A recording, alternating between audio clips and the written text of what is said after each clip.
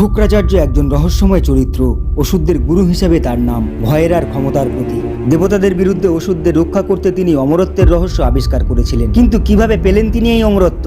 তার পিছনে লুকিয়ে আছে এক ভয়ঙ্কর তপস্যার কাহিনী। জানা যায় শুক্রাচার্য একসময় মহাদেবের কাছে মৃত্যুঞ্জয় মন্ত্র লাভের জন্য তপস্যা শুরু করেছিলেন। শিব তাকে বলেছিলেন এই মন্ত্র পেতে হলে তাকে নিজের শরীর ও আত্মা উৎসর্গ করতে হবে। তিনি এক চোখ উৎসর্গ করলেন, তবে সেই তপস্যা ছিল ভয়ানক যন্ত্রণাপূর্ণ। তার তপস্যার শক্তিতে অসুররা দেবতাদের যুদ্ধে হারতেন না। দেবতাদের জন্য এটি ছিল আতঙ্কের কারণ।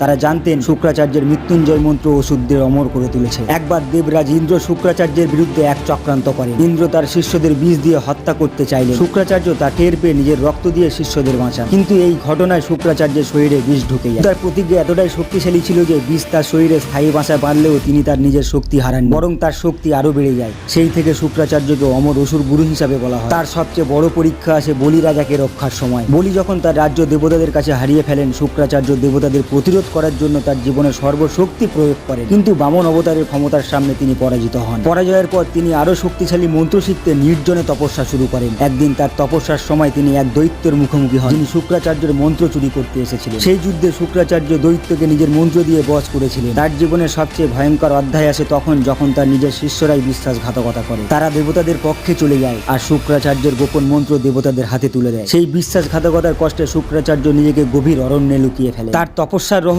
এখনো অনাবিষ্কৃত। কিছু কিংবদন্তি বলে শুক্রাচার্য আজও বেঁচে আছেন। তিনি এক গোপন স্থানে নিজের মন্ত্র শক্তিকে আরো বাড়াচ্ছেন। যদি কখনো দেবতারা আবার ওষুধদের ধ্বংস করতে আসে, শুক্রাচার্য তাদের প্রতিরোধ করবেন। শুক্রাচার্যের জীবনের রহস্যে এখনো অনেক প্রশ্ন। এই রহস্যময় গল্প আরো জানতে সাবস্ক্রাইব করুন আমাদের চ্যানেল। আর নতুন নতুন মাইথোলজিক্যাল কাহিনী পেতে অপেক্ষা না করে এখনই লাইক ও শেয়ার করুন।